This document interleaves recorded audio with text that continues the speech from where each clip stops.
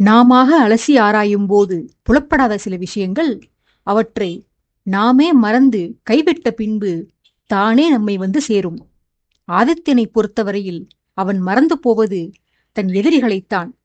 மறைந்திருக்கும் தனக்கு வேண்டியவர்களை தேடுவதில் செலுத்தும் நாட்டத்தில் 1% கூட எதிரிகளை தேடுவதில் செலுத்த மாட்டான் அவன். அப்படியானதொரு தருணம்தான் அன்றைக்கு சந்திரபுரி நோக்கி சென்று கொண்டிருந்த ஆதித்யனது வாழ்வில் நேர்ந்தது. இரவு முழுவதும் பயணப்பட்டு வருணன் தங்கியிருந்து விட்டு சென்ற இடத்தில் ஓய்வெடுக்க வந்த ஆதித்யன் தன் வீரர்களிடம் கைதாகி மரங்களில் பிணைத்து வைக்கப்பட்டிருந்த கைதிகளிடம் விசாரணை செய்து வந்தான். அவ்வீரர்கள் கூறி வந்த மடத்தனமான பதில்களால் எரிச்சலடைந்த ஆதித்யன் அவர்களது ஊர் குறித்து கேட்டான். அவர்களில் ஒருவனோ தனது நாட்டின் பெயர் மதுரபுரி என்று கூற வியப்படைந்தான் அரசன். அந்த வியப்பு மாறாமல், மதுரபுரி என்றால் சௌபவதத்தின் அண்டை நாடுதானே, அங்கிருந்தா வந்துள்ளீர்கள் நீங்கள்? ஏனடா அறிவீனங்களே, நானா உங்கள் நாட்டின் மீது படையெடுத்து வந்தேன்? உங்கள் மன்னன் மாறுவேடம் போட்டு தானாக வந்து என் கையில் மடிந்தான். அவன் முகம் கூட எனக்கு நினைவில் இல்லையடா. சொல்லப்போனால் கவசத்திற்குள் இருந்த அவன் முகத்தை நான் காணவே இல்லை. என் கையால் மடிந்தவர்களுள் ஒரு மன்னன் இருந்தான் என்றே எனக்கு பல மாதங்கள் கழித்துதான் தெரியும். இது எப்படி உள்ளது தெரியுமா? விளக்கை தேடி வந்து விட்டில் பூச்சி உயிரை விட்டு பின்பு அந்த விளக்கினால்தான் தன் சக பூச்சி மாண்டது என்ற கோபத்தில் மற்ற பூச்சிகளும் வந்து அதே விளக்கில் விழுந்து மடிந்ததைப் போல உள்ளது உங்கள் கதை என்று அழுத்துக் கொண்டான். பிரதாபனுக்கு ஆர்வம் தாழாமல், அது யாரடா உன்னை தேடி வந்து தன் உயிரை மாய்த்து கொண்டது? உயிர் துறக்க ஆசைப்பட்டவன் தானாகவே தற்கொலை செய்து கொண்டிருக்கலாமே, உன் கையால் கொடுமையாக ஏன் வதைப்பட்டு இறந்தான்? என்ன கதையது என்று கேட்டான். நண்பனால் காயப்படுத்தப்பட்டு பல மணி நேரங்களாக குதிரை செலுத்தி வந்ததால் வலி அதிகமாகியிருந்த தன் தோள்பட்டையை மற்றொரு கையால் இதமாக பிடித்து விட்டவாறே ஆதித்யன் அவனிடம், இந்த கதை சில காலங்களுக்கு முன்பு எனக்கே தெரியாது பிரதாபா. மதுரபுரி என்னும் ஒரு நாடு உள்ளது என்றே என் திருமணத்திற்கு பிறகுதான் நான் அறிவேன். அதன் மன்னன் என் கையால் மாண்டு போனான் என்பதே ராகவன் கூறிய பின்புதான் நான் அறிந்து கொண்டேன். பல காலங்களுக்கு முன்பு ராகவனின் நாடான தேவராஜபுரி நாட்டை போரில் தோற்கடித்து அவர்களது செல்வங்களை இந்த மதுரபுரி நாட்டினர் கொள்ளையடித்துச் சென்றிருக்கின்றனர். அவர்களது போதாத காலம் செல்லும் வழியில் சௌபவத நாட்டையும் கைப்பற்ற வேண்டும் என்று அவர்களை பேராசை தூண்டியிருக்கிறது. என் மாமனார்களான 2 மாவீரர்கள் ஆரம்பத்தில் சண்டையில் சோபிக்கவில்லை. அதனால் மதுரபுரி மன்னன் போரில் ஆதிக்கம் செலுத்தியிருக்கிறான். அந்த நேரம் பார்த்து தங்கள் குடும்பத்தில் ஒரு தேவதை பிறந்திருக்கிறாள் என்ற செய்தி போரில் ஈடுபட்டிருந்த என் மாமனார்களுக்கு தெரிவிக்கப்பட்டிருக்கிறது. பிறந்தவள் வேறு யாருமில்லை, பிறர் நாட்டை அபகரிக்கும் கல்வனான என் மனதையே அபகரித்து தன் சேலை தலைப்பில் முடிந்து வைத்திருக்கும் சௌபர்ணிகா என்கிற கன்னிகைதான். அவள் பிறந்த ஆனந்த செய்தியை கேட்டு சகோதரர்களின் மனதில் ஆனந்தம் பொங்கி, அந்த ஆனந்தம் எதிரிகளிடம் ஆவேசமாக மாறி அவர்களை அடித்து துவைத்திருக்கிறது. அடிவாங்க முடியாமல் எதிரிகள் தலை தெறிக்க ஓடியிருக்கின்றனர். அப்போது தங்கள் ஆயுதங்களுடன் சேர்த்து தேவராஜபுரியிலிருந்து கொள்ளையடித்த பொக்கிஷங்களையும் சேர்த்து விட்டு சென்றிருக்கின்றனர். பிறந்த அந்த பெண் குழந்தைதான் தங்களது தோல்விக்கு காரணம் என்று அந்த மூளையில்லாத மன்னன் எண்ணியிருக்கிறான். அதனால் சௌபாவை கொன்று அவளது தந்தைமார்களை பழிவாங்க சூளுரைத்திருக்கிறான். அதை அறிந்து கொண்ட எனது மாமனார் எதிரிகளின் பார்வை மகள் மீது படாதபடி அவளை இமைக்குள் வைத்து பாதுகாத்து வந்திருக்கிறார். சபதம் நிறைவேறாமல் உயிரை விட்டுவிட்டான் மன்னன். தந்தையின் உறுதிமொழியை தனதாக்கிக் கொண்டு மகன் புறப்பட்டு வந்தான். வந்தவன் சௌபவத மந்திரி ராஜாந்தகனோடு கூட்டு சேர்ந்து கொண்டு நான் சௌபவத நாட்டிற்கு படையெடுத்துச் சென்ற போது அதில் சௌபவத போர்வீரனாக மாறுவேடம் பூண்டு கலந்து கொண்டிருக்கிறான். ராஜாந்தகனின் சதி பற்றி நான் முன்கூட்டியே அறிந்திருந்தேன். ஆகையால் யாரை தாக்கக்கூடாது என்று அவன் என்னை கேட்டிருந்தானோ அவர்களை மட்டுமே குறிவைத்து சிவப்பு துணியை கவசத்தில் தரித்திருந்த அந்த கூட்டத்தினரில் ஒருவனை கூட மிச்சம் வைக்காமல் அழித்தொழித்தேன். அந்த கூட்டத்தில் ஒருத்தனாக மதுரபுரி மன்னன் சண்டையிட்டு வந்தான் என்று எனக்கு அப்போது தெரியாது பிரதாபா. அந்த மடையனுடைய மரணத்திற்குத்தான் இந்த மடையர்கள் படையெடுத்து வந்திருக்கிறார்கள் என்று நண்பனுக்கு கதையை விவரித்து முடித்தான் ஆதித்யன். கதை கேட்டு வந்த பிரதாபன் நண்பனிடம், கேட்கவே சுவாரஸ்யமாக உள்ளதடா. உன் தரப்பிலிருந்து பார்த்தால் கதை விறுவிறுப்பாக உள்ளது. அதுவே மதுரபுரியினரின் கோணத்திலிருந்து பார்த்தால் அந்த மன்னனின் மரணம் கவலையைத்தான் தருகிறது என்று சொல்லிக் கொண்டு போனான். இந்த வார்த்தைகளை கேட்டு துணிவு வரப்பெற்ற மதுரபுரியினன் ஒருவன் தானாக முன்வந்து, பார்த்தீர்களா தளபதி, உங்களுக்கே கவலையை கொடுக்கிறது எம் மன்னரின் மரணம். ஒரு பாவமும் அறியாதவர் அவர். திருமணம் கூட ஆகியிருக்கவில்லை அவருக்கு.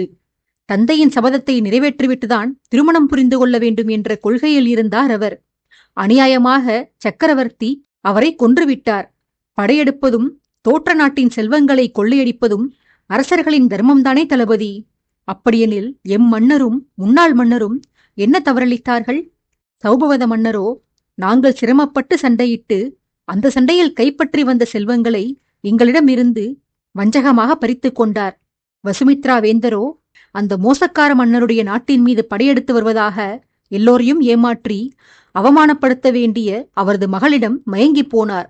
அதோடு விட்டாரா, இவருக்கு ஆதரவாக இருந்து இவரை சௌபவதத்திற்கு வரவழைத்த ராஜாந்தகனை வஞ்சகமாக ஏமாற்றிவிட்டார். அந்த சூழ்ச்சியில்தான் எம் பிரபுவும் பலியானார். அந்த போர் நடந்த இடத்திற்கு அருகில்தான் நாங்களும் நின்றிருந்தோம். எங்கள் கண் முன்னரே எங்கள் உயிருக்கு உயிரான மன்னர் மாண்டு போனதைக் கண்டு துடித்து போனோம் தளபதி. ஒரு பாவமும் அறியாத எங்கள் பிரபுவை கொன்றதும் இல்லாமல் அந்த பேராசைக்கார சௌபவத மன்னரின் மகளை திருமணம் செய்து கொண்டார் சக்கரவர்த்தி. கூடவே அந்த சௌபவதத்திற்கு இப்போது பாதுகாப்பு அரணாக இருந்து வருகிறார். இது தவறல்லவா? இளவரசியை கொள்வதற்காக சபதம் மேற்கொண்ட எங்கள் முன்னாள் அரசரின் இச்சையும் தந்தையின் சூளுரையை காப்பாற்ற முடியாமல் போன எங்கள் இளைய மன்னரின் ஆசையும் நிறைவேறாமல் போயிற்று. உங்களை பார்த்தால் நியாயவானாக தெரிகிறீர்கள். எங்கள் மன்னர்களின் மரணத்திற்கு நீங்களே நியாயம் பெற்று தாருங்கள் தளபதி என்று கேட்டான்.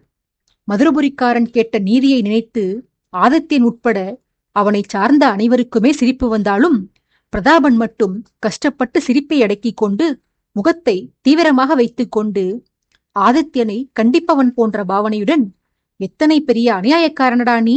நீ மட்டும்தான் இப்படியென்றால் உன் மாமனாரும் உன்னை போன்றுதான் மோசக்காரராக உள்ளார். மதுரபுரியினர் போர் தொடுத்து வந்தால் அவர்களுக்கு உரிய மரியாதை செலுத்தி ஆயுதங்களை கீழே போட்டு மண்டியிட்டு நாட்டை இவர்கள் கையில் கொடுத்திருக்க வேண்டாம் உன் மாமனார்? அதை விடுத்து அவர்களை எதிர்த்து போர் புரிந்ததும் இல்லாமல் அவர்களை போரில் தோற்கடிக்க வேறு செய்திருக்கிறார். அந்த தவறை மட்டுமா செய்தார்? பெண் குழந்தையை பெற்றெடுத்திருக்கிறார் அவர். பெற்றதும் இல்லாமல் சூளுரைத்து காத்திருக்கும் எதிரிடம் அவளை ஒப்படைக்காமல் பாசம் காட்டி வேறு வளர்த்து வந்திருக்கிறார் அந்த பெண்ணை. மன்னிக்கவே முடியாத தவறல்லவா? மாமனாரைப் போலவே மருமகனும். சௌபாவை திருமணம் செய்து கொண்ட போதுதான் இப்படி ஒரு மாமனிதர் அவளை குறித்து பிரதிஞ்ஞை எடுத்திருப்பது உனக்கு தெரியாது. பின்னாளில் ராகவனிடம் அதை கேட்டு தெரிந்து கொண்ட நீ என்ன செய்திருக்க வேண்டும்? உடனே மதுரபுரியினரை உன் நாட்டிற்கு வரவழைத்து உன் மனைவியை கொன்று சபதத்தை நிறைவேற்றிக் கொள்ளும்படி இவர்களிடம் கூறியிருக்க வேண்டாமா நீ? அதை செய்வதை விடுத்து அந்த சௌபவத நாட்டிற்கு பாதுகாப்பு அரணாக விளங்கி வருகிறாய். நீ மட்டும் பாதுகாப்பு கொடுக்காமல் இருந்திருந்தால் இந்த மாவீரர்கள் சௌபவத சகோதரர்களை ஒரே அடியில் அடித்து வீழ்த்தி தங்களுக்குரித்தான செல்வத்தை பறித்து வந்திருப்பார்கள். செய்யவிட்டாயா நீ? வஞ்சகனே, சதிகாரா என்றெல்லாம் திட்டுவது போல நாடகமாடி வந்தான். ஆரம்பத்தில் பிரதாபன் பேச ஆரம்பித்திருந்த போது அவன் தங்களுக்கு ஆதரவாகத்தான் பேசுகிறான் என்று மதுரபுரியினர் எண்ணிக்கொண்டிருந்தனர். ஆனால் அடுத்தடுத்து அவன் பேசிய வார்த்தைகளும் அதை கேட்டு அங்கு சூழ்ந்திருந்தவர்கள் திருப்பி அடக்க முடியாமல் போராடி வந்ததையும் கவனித்தவர்களுக்கு தளபதி தங்களுக்கு சாதகமாகத்தான் பேசுகிறானா என்று குழப்பம் ஏற்பட்டது. ஆனாலும் நண்பன் திட்டத்திட்ட ஆதித்யன் முகம் மட்டும் சுருங்கியதை கண்டவர்கள், இல்லை இல்லை, தளபதி நமக்காகத்தான் வாதாடி வருகிறார் என்று முட்டாள்தனமாக எண்ணிக்கொண்டனர். நண்பனின் நாடகத்திற்கு துணை நிற்கத்தான் ஆதித்யன் தவறுக்கு வருந்துபவன் போல வதனத்தை வைத்திருந்தான் என்று அந்த மதுரபுரி முட்டாள்களுக்கு விளங்கவில்லை. ஆதித்யனை கண்டித்து முடித்த பிரதாபன் மீண்டும் மதுரபுரியினரை நோக்கி, சரி நண்பர்களே, நீங்கள் கோரியது போல இவனிடம் நியாயம் கேட்டுவிட்டேன். இப்போது நீங்கள் மேற்கொண்டு கூறுங்கள். சௌபவத இளவரசியை ஆதித்யன் கடத்தி வந்து பல காலமாகிறது. இத்தனை காலமாக வராமல் இப்போது ஏன் திடீரென வந்துள்ளீர்கள்? ஒருவேளை முன்பே கிளம்பி வந்து கையில் வைத்திருந்த வரைபடத்தை தொலைத்துவிட்டு வசுமித்ராவை தேடி அலைந்தீர்களா என்ன? அல்லது வரும் வழியில் வேறொரு நாட்டில் ஆட்சி செய்து வந்த மன்னன் பெரிய மீசை வைத்திருப்பதைக் கண்டு அவன்தான் ஆதித்யன் என்று தவறாக எண்ணி அவனை பழிதீர்க்கப் போய் பின்பு அவன் ஆதித்யன் இல்லை என்று தெரிந்து கொண்டு இங்கு வந்து சேர்ந்தீர்களா என உண்மையாகவே கேட்பவன் போலவே சிறிதும் சிரிக்காமல் கேட்டான். அந்த எதிரிகளோ, வந்த இடத்தில் தங்களுக்கு ஆதரவாக ஒரு ஆள் கிடைத்து விட்டான் என்ற மகிழ்ச்சியில், இல்லை தளபதி, எங்கள் மன்னர் வஞ்சகத்தால் மாண்டு போன பின்பு நாங்கள் கை கட்டி அமைதி காப்போமா? சில மாதங்களுக்கு முன்பே எங்களுடைய இன்னொரு பிரிவினர் அரசரையும் அவருடைய மனைவியையும் தாக்க புறப்பட்டு வந்தார்கள். மித்ரவிந்தா என்னும் நாட்டிற்கு அரசர் ரகசியமாக வருகை புரிவதாக கேட்டறிந்து அந்நாட்டு எல்லையில் காத்திருந்தார்கள். ஆனால் யாரோ செண்பகமாறனாம். அவன் எங்கிருந்து வந்தான், எப்படி எங்கள் வருகையை கண்டறிந்தான் என்றே தெரியவில்லை.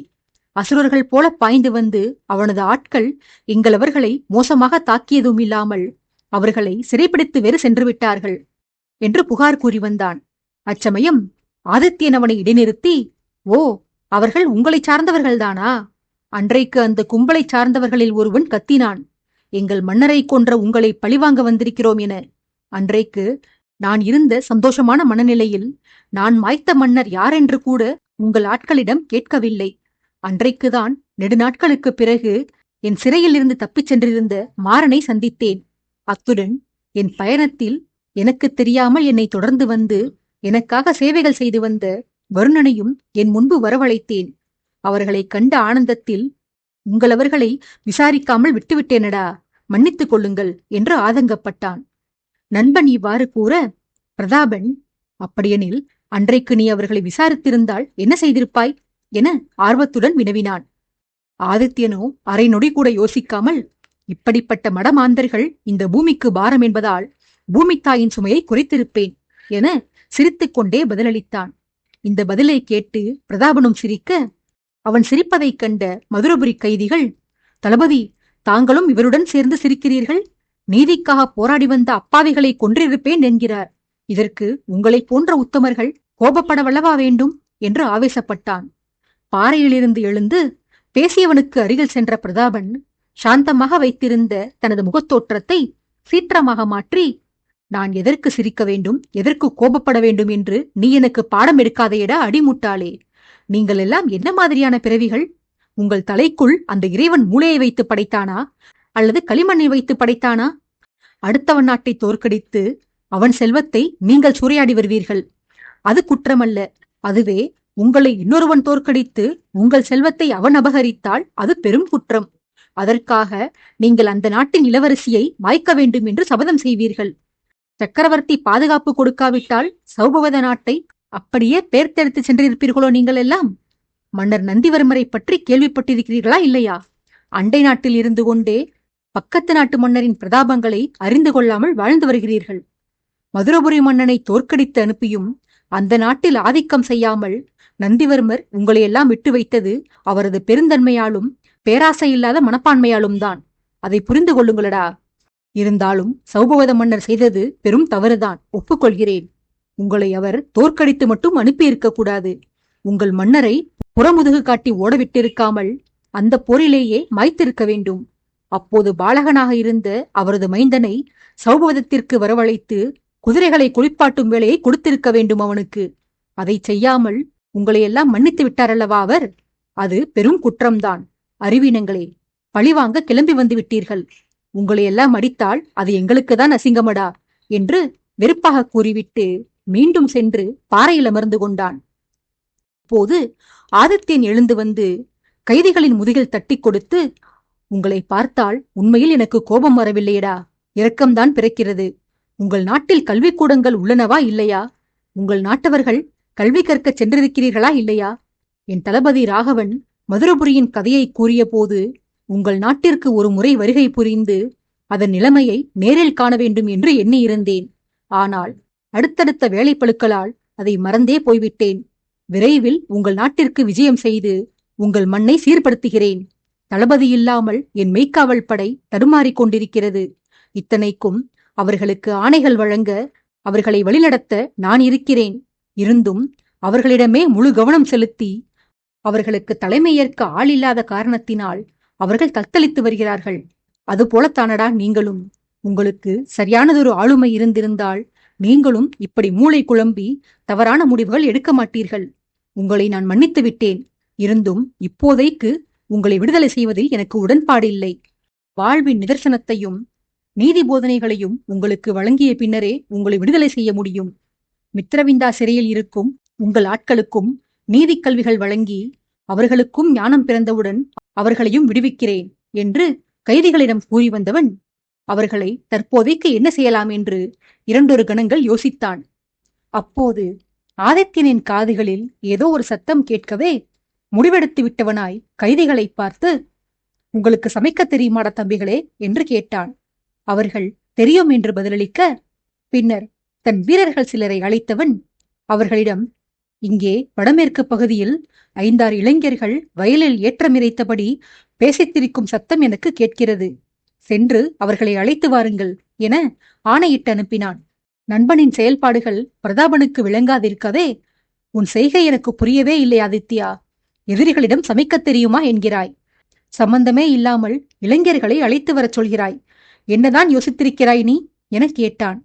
ஆதித்யனோ, சில கணங்கள் பொறு பிரதாபா, வாலிபர்கள் வரட்டும் கூறுகிறேன். அந்த பிள்ளைகளின் ஓசை எனக்கு துல்லியமாக கேட்கிறது. எத்தனை ஆனந்தமாக வேலை செய்கிறார்கள் தெரியுமா அவர்கள்? நிம்மதியாக பாட்டு பாடிக்கொண்டே, நண்பர்களுடன் கதை பேசிக்கொண்டே அருமையான இயற்கை சூழலில் வேலை செய்து வருகிறார்கள். அவர்களை நினைக்கும் போதில் எனக்கு பொறாமையாக உள்ளதடா. எனக்கும் தமையன் என்ற ஒரு தடியன் இருக்கிறான். அந்த பயல் மட்டும் தலைமறைவு வாழ்க்கை வாழாமல் உருப்படியாக அவனுக்கு உரித்தான அரியாசனத்தில் அமர்ந்திருந்தானெனில் இந்நேரம் நானும் இப்படித்தான் நண்பர்களுடன் சேர்ந்து உற்சாகமாக உல்லாசமாக வாழ்வை ஓட்டியிருப்பேன். என் அண்ணன் தன் பொறுப்பை செய்யத் தவறியதால் இப்போது அத்தனை பாரமும் என் தலையில் விழுந்திருக்கிறது. வரட்டும் அவன். என் தோள்பட்டையை நீ உடைத்தாயல்லவா, அதுபோல அவன் தோள்பட்டையை நான் உடைக்கிறேன். உன் கேள்விக்கு பதில் கூற வேண்டுமானால் என் தோளை பிடித்துவிடு. விஷத்தை முறியடிக்க விஷத்தால் தான் முடியும். அதுபோல நீ கொடுத்த காயத்தை சரி செய்ய உன்னால் தான் இயலும் என்று கூறி தன் கைகளை நீட்டினான். பிரதாபனுக்கு விஷயத்தை தெரிந்து கொள்ள வேண்டும் என்று இருந்த அவளில் முறைத்தபடியே ஆதித்யனுக்கு தோள் பிடித்து விட்டான். தோள் பிடித்தால் தனது கேள்விக்கு ஆதித்யன் பதில் கூறுவான் என்று நண்பனது வாய் திறக்குமா என அவனையே பார்த்து கொண்டிருந்த பிரதாபனுக்கு பதில் கிடைக்கவில்லை. மாறாக ஏமாற்றம்தான் கிடைத்தது. ஆதித்யன் வாயை திறந்தான் தான், ஆனால் பதில் கூறுவதற்கு அல்ல. பிரதாபன் கொடுத்த இதத்தை ரசிப்பதற்காக வாய் திறந்தான். ஆஹா, அப்படித்தானடா, உன் கைப்பக்குவம் அருமை. வருணனைத் தவிர வேறு யாரிடமும் இப்படி ஒரு திறமையை நான் கண்டதே இல்லையடா. உடல் பிடித்து விடுவதில் அவன்தான் கில்லாடி என்று எண்ணிக்கொண்டிருந்தேன். அவனுக்கு இணையானவன் நீ என்று இன்றுதான் உணர்ந்து கொண்டேன். மாறன் சமையலில் கெட்டிக்காரன், ஆனால் உடல் பிடித்து விடுவதில் அவனுக்கு திறமை போதாது. சந்திரபுரி சென்று சேர்ந்தவுடன் உனக்கும் வருணனுக்கும் ஒரு போட்டி வைக்கப் போகிறேன். நீ ஒரு தோளை பிடித்துவிடு, அவன் ஒரு தோளை பிடித்து விடட்டும். யார் பிடிப்பது அதிக சுகமாக உள்ளது என்று சோதிக்கப் போகிறேன் என்று கண்களை மூடியபடியே சுகத்தில் மெய்மறந்து கூறி வந்தான் ஆதித்யன். இதை கேட்டு வந்த பிரதாபனுக்குத்தான் எரிச்சல் பொங்கிக் கொண்டு வந்தது. கோபத்தில் மறுபடியும் கையை நெரிக்கப் போனவன் குதிரை செலுத்த கை வேண்டும் என்ற எண்ணத்தில் நெரிக்காமல் நெரிப்பவன் போல பாவனை மட்டும் செய்து, எத்தனை அகங்காரமடா உனக்கு! தோள் பிடித்து சேவை செய்ய சிங்காதனபுரத்தின் படைத்தளபதி வேண்டுமா உனக்கு? என் நாட்டில் என் செல்வாக்கு என்னவென்று உனக்கு தெரியுமா? ஏதோ செய்த பாவத்திற்கு பிராயச்சித்தமாக இருக்கட்டும் என்று போனால் போகிறது என பிடித்து விட்டால் போட்டி வைப்பாயோ நீ? உனக்கு இருக்கிறதடா. என் திட்டத்தை தள்ளி போடலாம் என்றுதான் எண்ணியிருந்தேன். ஆனால் உன் வாய்க்கு அதை விரைவிலேயே நிறைவேற்றப் போகிறேன். மாறனும் வருணனும் எப்பேற்பட்ட மாவீரர்கள்! வாழ் சுழற்றும் அந்த வீரக்கரங்கள் உனக்கு பாதம் பிடிக்க வேண்டுமா என்ன என நண்பனை திட்டி வந்தான். ஆதித்யன் அதிர்ச்சியுற்றவனாக, என்னடா திட்டம் போட்டிருக்கிறாய்? அன்றைக்கு பார்க்கவத்தில் நீயும் வருணனும் ஏதோ ஜாடை செய்து கொண்டீர்களே, அந்த திட்டமாயுது? நான் மறுபடியும் கோருகிறேன், என்ன சதி புரிவதாயிருந்தாலும் சக்கரவர்த்தி என் தகுதிக்கும் தளபதிகள் உங்கள் தகுதிக்கும் தகுந்த சதியை செய்யுங்களடா என வேடிக்கையாக வேண்டிக் கொண்டான். இவ்வாறு நண்பர்கள் இருவரும் பேசிக்கொண்டிருந்த தருணத்தில் வாலிபர்களுடன் வந்தார்கள் அவர்களை அழைக்கச் சென்றிருந்த வீரர்கள். வந்த இளைஞர்கள் அரசனை கண்டவுடன் மிகுந்த பவ்யத்துடன் மண்டியிட்டு அவனை நமஸ்கரித்தனர். வாலிபர்களை எழச் சொன்ன அரசன், என்னை உங்களுக்கு அடையாளம் தெரியுமா? அல்லது வரும் வழியில் என் அடையாளங்கள் குறித்து என் வீரர்கள் உங்களுக்கு தெரியப்படுத்தினார்களா? இங்கு இருவர் அமர்ந்துள்ளோம். எங்களில் அரசன் யார் என்று எப்படி சரியாக அறிந்து கொண்டு மரியாதை செலுத்தினீர்கள் என்று கேட்டான். வாலிபர்களோ, நாங்களே தங்களை அறிவோம் பிரபு. தாங்கள் திருமண வைபவத்திற்காக பார்க்கவம் வந்த நாளன்றே தங்களை தரிசிப்பதற்காக நாங்கள் கோட்டைக்கு வெளியே காத்திருந்தோம். பாதுகாப்பு காரணங்களுக்காக எங்களை கோட்டைக்குள் அனுமதிக்கவில்லை. இருந்தும் மரக்கிளைகளில் ஏறி அமர்ந்து தொலைவில் இருந்தபடி தங்களை தரிசித்தோம் அரசே என பதிலளித்தான். ஆதித்யன் அர்த்த புன்னகை ஒன்றை சிந்திவிட்டு, இதுதான் எனது ராஜ்ய பிரஜைகள் என்று பெருமையோடு பிரதாபனிடம் கூறி வந்தவன் பின்னர் வாலிபர்களை பார்த்து, சற்று முன்னர்தான் சில மனிதர்களை சந்தித்தனடா தம்பி. அவர்கள் என்னை மிக அருகாமையில் கண்டிருக்கின்றனர். இத்தனைக்கும் என்னை எதிரியாக வேறு கருதி வந்திருக்கின்றனர். நண்பனை ஞாபகத்தில் வைத்துக் கொள்ளாவிடினும் எதிரிகளை நினைவில் கொள்ள வேண்டாமா? நமது ராஜ்யத்தில் கல்வி கட்டாயப்படுத்தப்பட்டுள்ளது.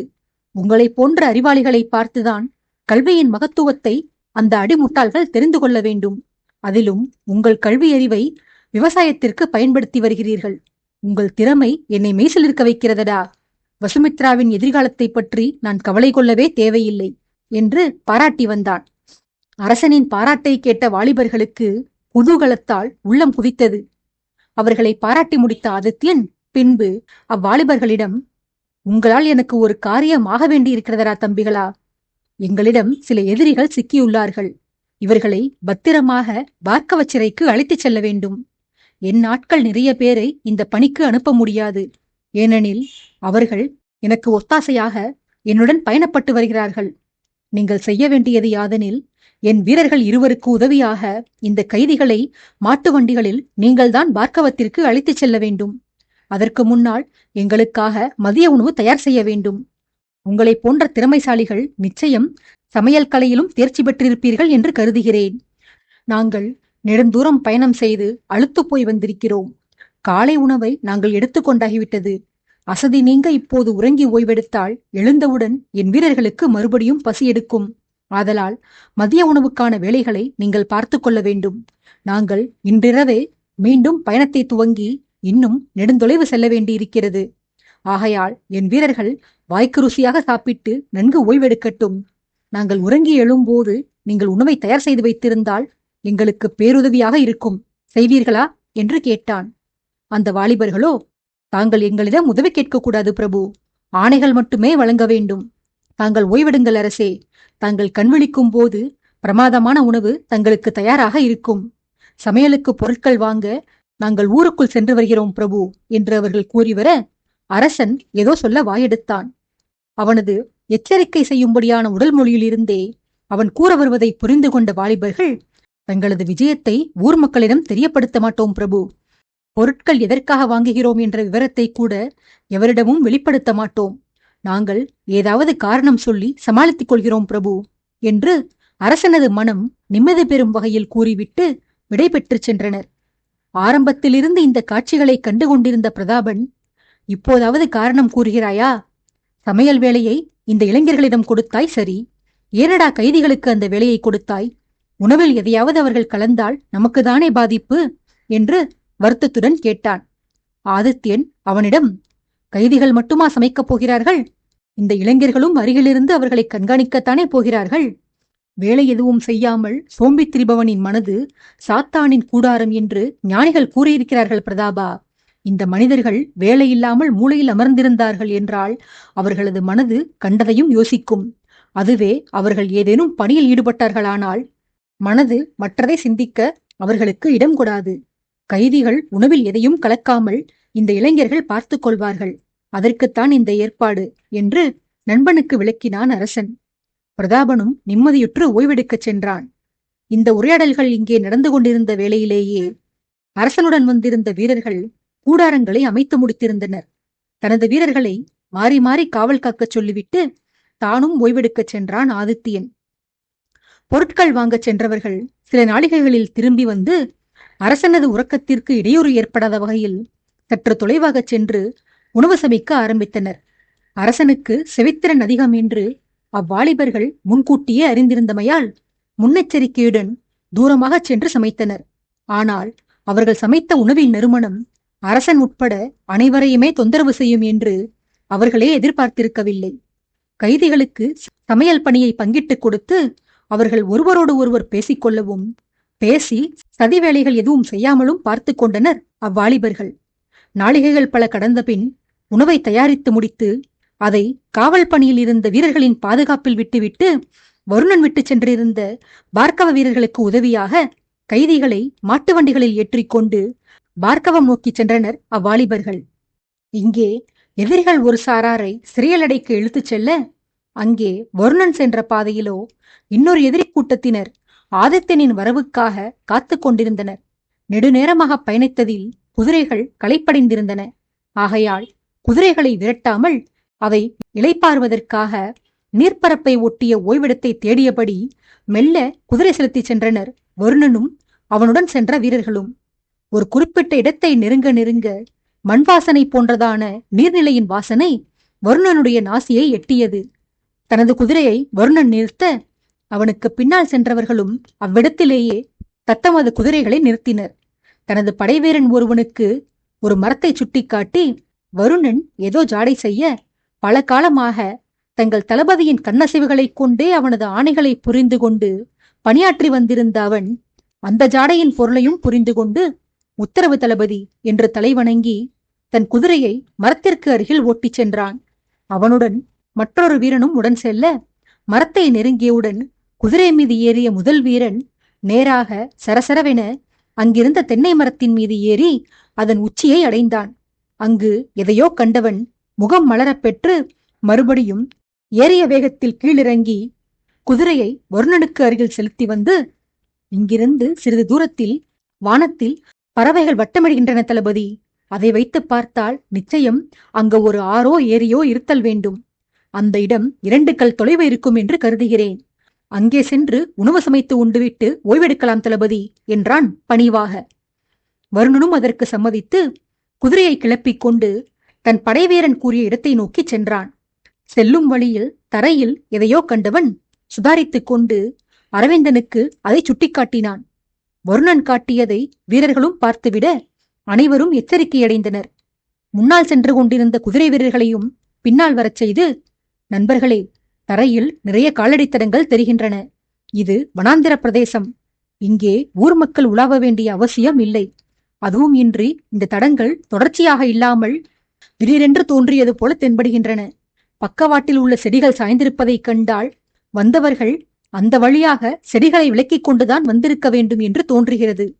மாடு கன்றுகளை மேய்த்துக் கொண்டு இந்த வனாந்திர பகுதிக்கு வந்திருக்கிறார்கள் என்று வைத்துக் கொண்டாலும் இங்கு மனிதர்கள் நடந்த பாதச்சுவடுகள் தான் தெரிகின்றன.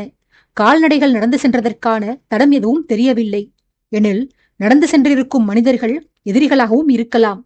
சூழ்நிலையை ஆராய்ந்து பார்த்தால் அவர்கள் அவசியம் எதிரிகளாகத்தான் இருத்தல் வேண்டும். இப்போதிருந்து நான் முன்னால் செல்கிறேன், நீங்கள் அனைவரும் என்னை தொடர்ந்து வாருங்கள் என்று சொல்லிக் கொண்டு போனான். அப்போது முன்னால் அணிவகுத்துச் சென்று வருணன் அழைத்ததால் திரும்பி வந்திருந்த வீரர்கள் வருணனிடம், நாங்கள் தங்களை பின்தொடர்கிறோம் தளபதி. ஆனால் நாம் அழைத்து வந்திருக்கிறோமே ஒரு அறிவீனம், அது நம்மை முந்திக் கொண்டு சென்று கொண்டிருக்கிறது. தாங்கள் பின்னால் வரும்படி குரல் கொடுத்தவுடன் நாங்கள் எல்லாம் குதிரைகளை திருப்பினோம். அந்த வரதனையும் பின்னால் வரச் சொன்னோம். ஆனால் அவனோ, ஒரு கைதி அழைத்து நான் திரும்பினால் பிறகு எனக்கு என்னடா மரியாதை? நான் இந்த கூட்டத்தின் தலைவன். நான் தான் இந்த பரிவாரத்தை வழிநடத்தி செல்வேன். அந்த வருணன் மனது மாறி நம்முடன் வர பிரியப்படுகிறான் என்பதற்காக அந்த ரகுநாதன் உட்பட நீங்கள் எல்லோரும் வேண்டுமானால் கைதியின் கட்டளைகளை ஏற்றுச் செய்யுங்கள். நான் அவனது கட்டளைகளுக்கு கீழ்ப்படிந்து நடக்க மாட்டேன் என வீராப்பாக சொல்லிவிட்டு முன்னால் சென்று விட்டான் தளபதி என தகவல் தெரிவித்தான். வருணன் வெறுப்பாக முகத்தை சுளித்து, திறமை ஏதேனும் இருந்தால் தலைகணம் இருக்க வேண்டியதுதான். இவனுக்கு என்ன இருக்கிறது என இத்தனை ஆணவத்தில் ஆடுகிறான்? தன்னை சுற்றி நடப்பதை உணரவே மறுக்கிறானே. கைதி அழைத்தால் நீங்கள் செல்ல வேண்டுமா என கோபப்பட்டவன் கைதியின் அழைப்பிற்கு அனைவரும் கட்டுப்பட காரணம் என்ன என்று யோசித்தானா? அங்கும் அப்படித்தான். மதுரபுரி எதிரிகளுடன் சண்டை நடந்தது. அப்போது வரதன் தன் கூடாரத்திற்குள் தான் இருந்தான். அத்தனை சத்தம் கேட்டும் அவன் வெளிவரவில்லை. அதற்கு பிறகு உணவு உண்டு கொண்டிருந்த என்னை கண்டு ஆக்ரோஷமாக வெளிவந்தவன் என் இலையை தட்டிவிட்டு, எனக்கு உணவு கொடுத்ததற்காக உங்களை திட்டினானே ஒழிய அங்கே மரத்தடியில் கட்டப்பட்டிருந்த கைதிகளை கவனிக்கவில்லை. அப்போது கவனிக்காதது கூட பரவாயில்லையடா. ஆனால் பழம் பறிக்கச் சென்றவன் அந்த மனிதர்களுக்கு அருகில்தான் சென்று வந்தான். அப்போது கூட அவனது பார்வை கைதிகளிடத்தில் பதியவில்லை. இதையெல்லாம் வைத்து பார்க்கையில் ஒன்று தெளிவாக விளங்குகிறது. வரதன் தான் மேற்கொண்ட காரியத்தில் மட்டுமே கருத்தை செலுத்துவான். அதை தவிர்த்து வேறு புறங்களில் கவனத்தை பதிக்க மாட்டான். சக்கரவர்த்தியை சார்ந்தவர்களை மாய்க்க வேண்டும் என்ற நோக்கில் பார்க்கவம் வந்தான். வந்தவன் கண்ணெதிரே இருந்த மகளை கூட அறிந்து கொள்ளாமல் அவளை கொன்றான். கத்தியால் முகத்தை கீறி காயப்படுத்திய போது குறைந்தது உணகாமல் கூடவா இருந்திருப்பாள் அந்த பெண்? அந்த சத்தத்தை கேட்டு அவள் தன் மகள்தான் என்று இவன் யூகித்திருக்க வேண்டாம்?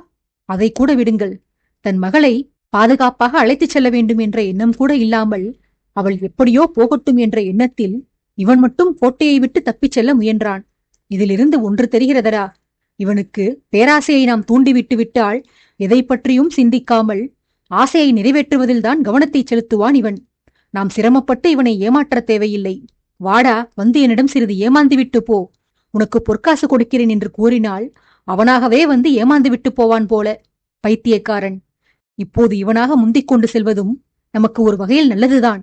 ஏனெனில் இங்கு பதுங்கியிருப்பவர்கள் நம் எதிரிகளாக இருப்பின் முன்னால் செல்லும் இவனுக்குத்தான் முதல் அடி விழுகும். இவன் வாங்கும் அடியைக் கொண்டே எதிரிகளின் வல்லமையை நாம் உணர்ந்து கொள்ளலாம். ஆனால் இவன் உயிருக்கு ஆபத்து வந்துவிடக்கூடாது. பிறகு சந்திரபுரியில் நமது காரியம் கெட்டுப்போகும் என வருத்தப்பட்டான். வருணனின் பேச்சை மறுத்த அரவிந்தன், இல்லை அண்ணா, எனக்கு தெரிந்தவரையில் நம் பாதையில் இருப்பவர்கள் எதிரிகளாக இருந்தாலும் கூட அவர்கள் வரதனது உயிருக்கு பாதகம் விளைவிக்க மாட்டார்கள். ஒருவேளை அவர்கள் வழிப்பறி செய்பவர்களாக இருந்து வரதனிடம் பணம் நகை கொடுக்கச் சொல்லி மிரட்டினால், என் ஆட்கள் பின்னால் நிறைய பேர் வருகிறார்கள். அவர்களிடம் முடிப்பாய் பொற்காசுகள் இருக்கின்றன. நானும் உங்கள் கூட்டணியில் சேர்ந்து கொள்கிறேன். வருபவர்களை அடித்து போட்டு அவர்களிடமிருந்து பறிக்கும் பொற்காசுகளை நாம் பிரித்துக் கொள்ளலாம் என்று நம்மை காட்டிக் கொடுத்து எதிரிகளுடன் கைகோர்த்து விடுவான். வரதனின் ஒட்டுமொத்த எண்ணமும் பொக்கிஷத்திலும் பொற்காசுகளிலுமே உள்ளது. ஒருவேளை அப்படியில்லாமல் பதுங்கியிருப்பவர்கள் ராஜ்யத்தின் எதிரிகளாக, சக்கரவர்த்தியின் எதிரிகளாக இருப்பின் அப்போதும் வரதன் உயிருக்கு அபாயம் நேராது. ஏனெனில் சக்கரவர்த்தி இந்த பாதையில் வருகிறார் என்று முன்னரே அறிந்து கொண்டு எதிரிகள் இங்கே காத்திருக்கிறார்கள் என்றால் தங்களை நோக்கி வரும் அவரை எடுத்த எடுப்பிலேயே கொன்று போட்டுவிட மாட்டார்கள். அவரது கை கால்களை குறிவைத்து தாக்கி அவரை நகரவிடாமல் செய்து பின்பு தரையில் மண்டியிடச் செய்து தாங்கள் கொல்ல வந்த நோக்கத்தை பக்கம் பக்கமாக வசனங்களாக ஒப்பித்த பின்பே பிரபுவின் உயிரை பறிக்க பார்ப்பார்கள். முன்னால் செல்லும் இந்த வரதனை தூரத்தில் காணும் போதே வருவது சக்கரவர்த்தி அல்ல, ஒரு உதவாக்கரை என்று அறிந்து கொள்வர். ஆதலால் அவனை கைது செய்து நம் பிரபு குறித்து அவனிடம் விசாரிக்கத்தான் செய்வர். கேட்ட கேள்விக்கு பதில் சொல்ல முடியாமல் இவன் உளறி கொட்டுவான். இவையெல்லாம் நடந்து முடிந்து அவர்கள் எரிச்சல் தாழாமல் வரதனை கொன்று போடுவதற்குள் நாம் அங்கு சென்று விடலாம் அண்ணா என்று விளக்கமளித்தான். இவர்கள் இவ்வாறு ஆலோசித்தபடி தொடர்ந்து சென்று கொண்டிருக்க, அங்கே ஏறி எடுத்துச் சென்ற வரதனோ வருணன் தன்னை நெருங்குவதற்குள் தான் முந்திச் சென்று விட வேண்டும் என்ற எண்ணம் கொண்டு குதிரையை விரட்டினான். அந்த குதிரை ஒரு அந்நியன், அதுவும் குதிரையே செலுத்தத் தெரியாதவன் ஒருவன் தன் மீது அமர்ந்திருப்பதை சகித்துக் கொள்ள முடியாமல் இருந்து வந்தது. இத்தனை நேரமும் தனது எஜமானனின் வாசமும் குரலும் தனது புலன்களை எட்டி வந்தபடியால் அவன் அருகில்தான் இருக்கிறான் என்ற நிம்மதியில் வரதனை பொறுத்து கொண்டது. ஆனால் அந்த புது மனிதன் தன் எஜமானனை விட்டு நெடுந்தூரம் தன்னை விரட்டி கொண்டு வந்துவிட்டபடியால் அது எரிச்சலுற்று வரதனுக்கு வளைந்து கொடுக்காமல் திமிரிக்கொண்டு இருந்தது. அந்த வேளையில் தன் பாதையில் எதிரே ஏதோ கயிறு போன்ற ஒரு பொருள் குறுக்காக சென்று கொண்டிருந்ததை அந்த ஐந்தறிவு ஜீவன் தூரத்திலேயே கண்டுவிட்டது. ஆயினும் ஆறறிவு படைத்தவன் என்று சொல்லிக் கொண்ட வரதனுக்கு அந்த கயிறு புலனாகவில்லை. அங்கே ஏதாவது பொன்னாணயங்களோ அல்லது வைரக்கல், இரத்தினக்கல் என்று மிளகு அளவில் இருந்திருந்தால் கூட அது அவனது கண்களில் தவறாமல் பட்டிருக்கும். இருந்தது வெறும் கயிறுதானே. அது வரதனின் கண்களில் படாமல் போனதில் ஆச்சரியம் ஒன்றும் இல்லை. கயிற்றுக்கு சிறிது தூரம் முன்பு வரை வரதனுக்கு இசைந்து கொடுக்காமல் வேகத்தை கூட்ட மறுத்த குதிரை கயிற்றை கண்டவுடன் முதுகிலிருந்தவனை தரையில் தள்ள வேண்டும் என்று முடிவெடுத்து வேகத்தை கூட்டி சரியாக கயிற்றுக்கு மிக அருகாமையில் வந்தவுடன் தன் வேகத்திற்கு திடீர் தடை போட்டு பின்னங்கால்கள் இரண்டும் முன்னங்கால்களில் சென்று மோதும்படி சறுக்கியவாறு நின்றது. அவ்வளவுதான். குதிரை மீதிருந்த வரதன் தலை குப்பர முன்னால் பாய்ந்து அந்தரத்தில் 2 முறை சுழன்று கயிற்றை தாண்டி 30 அடி தூரத்தில் போய் விழுந்தான். அந்த குதிரை முதுகிலிருந்த எதிரியை தள்ளிவிட்டு பக்கவாட்டில் இருந்த எதிரிகளை கண்டுவிட்டது. முகமூடி அணிந்திருந்த அவர்களை கண்டவுடன் பீதியில் வந்த பாதையிலேயே மீண்டும் பாய்ந்து சென்றது. கீழே விழுந்திருந்த வரதனின் உடலில் அசைவுகள் எதுவும் இல்லை. கைகளையும் கால்களையும் பெருக்கல் குறி போன்று அகல பரப்பியிருந்தவன் விழிகளை முழுவதுமாக திறந்து முட்டை கண்கள் ஆகாயத்தை நோக்கியபடி படுத்திருந்தான். அதிர்ச்சிதான் அவனை இவ்வாறு செயலிழக்கச் செய்திருந்தது. திடீரென திறந்திருந்த கண்களில் சிலரது உருவங்கள் தென்பட சுயநினைவு வரப்பெற்றாலும் அதை வெளிக்காட்டிக் கொள்ளாமல் படுத்த நிலையிலேயே இருந்தான். மறந்தும் விழிகளை அசைக்கவோ கண்களை மூடவோ இல்லை அவன். சுற்றி இருந்த முகமூடி அணிந்த மனிதர்கள் வரதனை ஆழ உற்று நோக்கி, என்னடா வசுமித்ராவின் சக்கரவர்த்தி வருவதாக கூறினீர்கள்? இங்கு சட்டை போட்ட ஒரு தேவாங்கல்லவா விழுந்து கிடக்கிறது. என்னதான் எதிரியாக இருந்தாலும் அந்த ஆதித்யனுடன் இவனை ஒப்பிட்டு பேசுவது அருவருப்பாகத்தனடா உள்ளது. அவன் நம் பகைவனாகவே இருந்தாலும் அவன் பேரழகன், மாவீரன். இந்த ஜந்துவோ ஒரு பெருச்சாளி, மலைக்குரங்கு. சிறுத்தையை எதிர்பார்த்து காத்திருந்தால் ஒரு சிறுவண்டு வந்து சேர்ந்திருக்கிறது என்றான் எரிச்சலாக. அங்கே 4 கால் பாய்ச்சலில் சென்ற குதிரையானது எதிரே தனக்கு பரிச்சயமான மனிதர்களும் தன் இனத்தைச் சேர்ந்த ஜீவராசிகளும் வருவதைக் கண்டவுடன் வேகத்தை அடியோடு குறைத்து நேரே வருணனுக்கு பக்கவாட்டில் வந்து கொண்டிருந்த தனது எஜமானனிடம் நெருங்கி முகத்தால் அவனை வருடியது. பயம் இருந்தால்தான் தன் குதிரை அவ்வாறு நடந்து கொள்ளும் என்பதை அறிந்திருந்த அதன் உரிமையாளன் குதிரையின் கழுத்துப் பகுதியிலும் முதுகிலும் தட்டி கொடுத்து பாசமாக பேசி அதன் பதற்றத்தை குறைக்க முயன்றான். குதிரையின் கண்களை ஆழ நோக்கிய அவன் அதில் எதையோ உணர்ந்து கொண்டு தன் படைத்தலைவனிடம், தளபதி, எதிரில் ஆபத்து இருப்பது உறுதியாக தெரிகிறது. என் குதிரை எதையோ கண்டு பயந்து நம்மை எச்சரிக்கத்தான் இப்படி பாய்ந்தோடி வருகிறது. நாம் இனி ஜாக்கிரதையாக முன்னேறிச் செல்ல வேண்டும் என அறிவுறுத்தினான். வருணனும் நிலைமையின் தீவிரத்தை புரிந்து கொண்டு சுற்றும் முற்றும் தீவிரமாக நோட்டம் விட்டவாறே குதிரையை செலுத்திச் சென்றான். அங்கு தரையில் மல்லாந்து விழுந்து கிடந்த வரதனை இத்தனை நேரமும் என்னென்னவோ செய்து எழுப்ப முயற்சித்தனர் எதிரிகள். வரதனோ அசைந்து கொடுக்கவே இல்லை. அவனை அழைத்து பார்த்தனர். நீ யாரடா? ஆதித்யன் எங்கே? நீ எப்படி இவ்வழியில் வந்தாய் என கேட்டு அதட்டினர். அவனிடமிருந்து பதில் வரவில்லை. பின்பு காலால் எட்டி மிதித்தனர். உடலை உலுக்கினர். கன்னத்தில் அறைந்தனர். இடித்த புலி போன்று இம்மியும் அசையாமல் படுத்திருந்தான். தரையில் கிடந்தவனது விசித்திரமான கோலத்தை பார்த்து எதிரிகளுள் ஒருவன், இவனுக்கு என்னடா ஆயிற்று? எத்தனையோ சண்டைகள் செய்திருக்கிறோம், இப்படி அடிபட்டு விழுந்தவனை இதுவரையில் நாம் பார்த்ததே இல்லையே. கவிழ்த்து போட்ட ஆமை கூட கைகால்களை அசைக்கும், ஆனால் இவனோ பாறாங்கல் போன்று படுத்திருக்கிறான் என தங்களுக்குள் வியந்து கொண்டனர். அவர்களது உரையாடல்களை கேட்டும் எதுவுமே காதில் விழாதவன் போல மூச்சு கூட விடாமல் அமைதியாக படுத்திருந்தான் வரதன். அந்நேரம் பக்கத்தில் குதிரைகளின் குளம்படி சத்தம் கேட்கவே எதிரிகள் அனைவரும் சத்தம் கேட்ட திசை நோக்கி திரும்பினர். அவர்களில் ஒருவன் அத்திசையில் பார்த்துவிட்டு எதேச்சையாக தரையை பார்க்க அங்கே வரதனை காணவில்லை. பார்த்தவன் அதிர்ச்சியுற்று, இவன் எங்கேயடா தொலைந்து போனான் என ஆச்சரியமாக கேட்க அவனது கூட்டாளிகள் அனைவரும் ஒரு சேர தரையை பார்த்தனர். அசையாமல் விழுந்து கிடந்தவன் அசந்த நேரத்தில் காணாமல் போயிருந்தது அவர்களுக்கும் அதிர்ச்சியாகத்தான் இருந்தது. எதிரிகளின் இந்த கவனச்சிதறல் வருணனுக்கு பெரிதும் உறுதுணையாய் இருந்தது.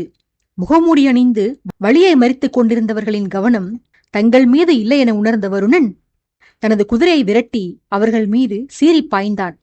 சுதாரித்துக் கொள்ளக்கூட எதிரிகளுக்கு நேரம் கிடைக்காமல் போனது.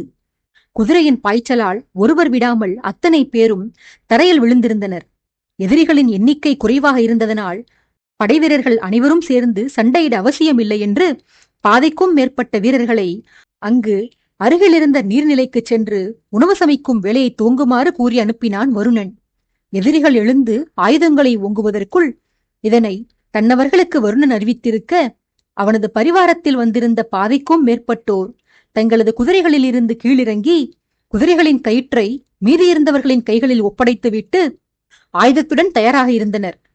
குதிரையின் கயிற்றை பெற்றுக்கொண்ட வீரர்கள் தங்களது பரிகளுடன் சேர்த்து மற்றவர்களின் பரிகளையும் இழுத்துச் சென்று வருணனது கட்டளையை நிறைவேற்றுவதற்காக கிளம்பினர். அதற்குள் இங்கு சண்டை முழு வீச்சில் நடந்து கொண்டிருந்தது. முன்பு வந்திருந்த மதுரபுரி எதிரிகள் 6-7 பேர் இருந்தாலும் அவர்களை வீழ்த்த பார்க்கவ வீரர்கள் 4 போதுமானதாக இருந்தார்கள். சண்டைக்கு சென்ற மீதி பேரெல்லாம் சண்டையிட ஆள் கிடைக்காமல் வெறுமனே நின்று சண்டையை வேடிக்கை மட்டும்தான் பார்த்துவிட்டு வந்திருந்தார்கள். ஆனால் முகமூடி அணிந்திருந்த நபர்கள் அப்படியில்லை. அவர்கள் 15 பேருக்கு மிகாமல் இருந்தனர். ஆனாலும் அவர்களுடைய சண்டை திறம் 30 ஆட்களுக்கு சமானமாக இருந்தது. அம்மனிதர்களின் வாழ்வீச்சிலேயே வருணன் கண்டுகொண்டான் அவர்கள் அனைவரும் களறிவித்தை பயின்றவர்கள் என. ஆதித்யனிடத்தில் கொஞ்சமாகவும் பிரதாபனிடத்தில் மிகுதியாகவும் களறிவித்தையின் சாயல்களை கண்டு வந்திருந்த வருணனுக்கு முகமூடி அணிந்திருந்த எதிரிகள் அவ்வித்தையை பயின்றவர்கள் என்று அறிந்து கொள்வதற்கு அதிக நேரம் பிடிக்கவில்லை.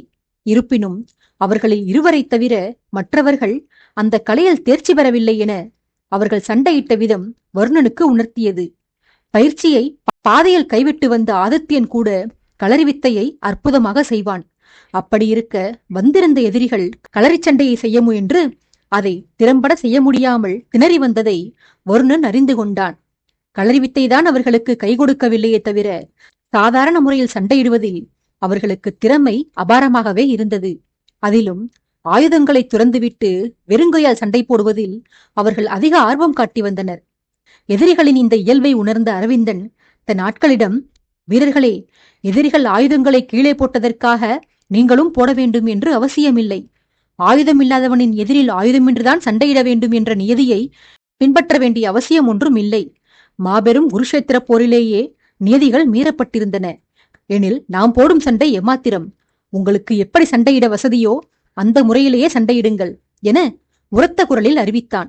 வாழ் வீசுவதில் எதிரிகளுக்கு பிரச்சனை இருந்தாலும் அரவிந்தனின் அறிவிப்பை கேட்ட பின்பு ஆயுதமின்றி போராடினால் கை கால்களை இழக்க வேண்டியது வரும் என்று கண்மூடித்தனமாக வாள்களை பிரயோகம் செய்தனர் அந்த முகமூடிக்காரர்கள். வாள்களை மட்டுமில்லாது கற்களையும் கூரிய ஊசிகளை வீசியும் தாக்கி வந்தனர். எதிரிகள் 10 பேரில் 2 திறமை அபாரமாக இருந்ததையும் அவர்களுடன் சண்டையிட முடியாமல் தன் வீரர்கள் திணறுவதையும் அந்த 2 தன்னவர்கள் பல பேர் காயம்பட்டு கிடப்பதையும் கண்ட வருணன் அந்த 2 தான் மட்டுமே சண்டையிட்டு வந்தான். மாவீரனான வருணனுக்கு அவர்களை சமாளிப்பதில் அதிக சிரமம் இருந்திருக்கவில்லை. 2 வாட்களை 2 கைகளிலும் ஏந்திக் கொண்டு மிகுந்த ரசனையோடு எதிரிகளை எதிர்கொண்டான். வருணனது அற்புத வாழ்வித்தையைக் கண்ட அரவிந்தனுக்கோ சண்டையில் கவனம் செலுத்த மனமின்றி போனது. வருணனை சண்டையிடச் செய்து அதை நாள் முழுவதும் ரசித்துக் கொண்டே இருக்கலாம் போல தோன்றியது அவனுக்கு. இளையவன் அவன் சண்டையிடுவதை மறந்து தனது சண்டையை வேடிக்கை பார்ப்பதை கண்களை திருப்பாமலேயே கண்டுகொண்ட வருணன், அண்ணனை பிறகு ரசிக்கலாமடா தம்பி, இப்போது எதிரிகளை கவனி. இந்த முக்கியமான தருணத்தில் என்னை ரசித்துக் கொண்டிருந்தால் பிறகு உன் காதலியை ரசிக்க உன் உடலில் உயிரில்லாமல் போய்விடும் என்று எச்சரித்த பின்பே அரவிந்தன் தன்னிடத்தில் விரைந்து வந்த எதிரியை கண்டான். வந்திருந்த எதிரி யாரென்று கண்டறிந்து கொண்ட வருணனுக்கு ஆச்சரியமும் குழப்பமும் ஒரு சேர தோன்றியது.